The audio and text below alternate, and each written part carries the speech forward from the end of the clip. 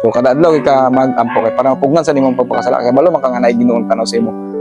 Maulit ka na to isa ka tawo labayon nimo. Again Ginoo. Sorry Lord. O nga na ba?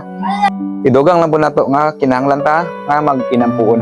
Yun nga nung mag-inampuon bitaw ta sa atong pagpanginabuhi sa kaibutan kada adlaw. Ano? Kabantay ka mo sa ako before ko mulakaw.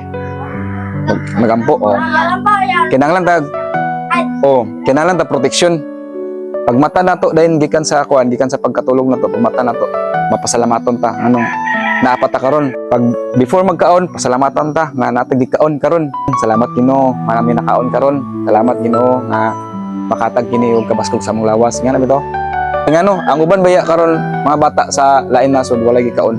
Unya before ka sa mulakaw sa balay magampo mo, kinahanglan mo nga i-guide mo sa Ginoo, magampo mo nga Lord protektahin mi sa makanunay uban nimi sa among paglakaw nga naay mo protection kanunay nga makaadto makabalik kami nga safety. Nga na bitaw. Tapos before mo matulog para di mo magdamgo sa dili maayo.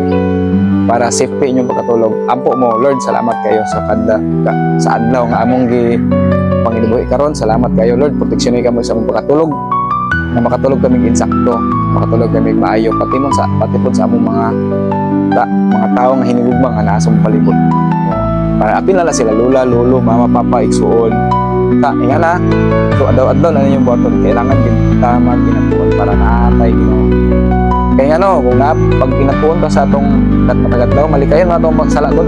Masala, kaya kung nasala ta mag-ampo sa isa ka simana. So sa unong kaadlaw lugar, puro nasala yung buhat. Sige na magpangadyaw, sige na pamuli, sige na pangumag.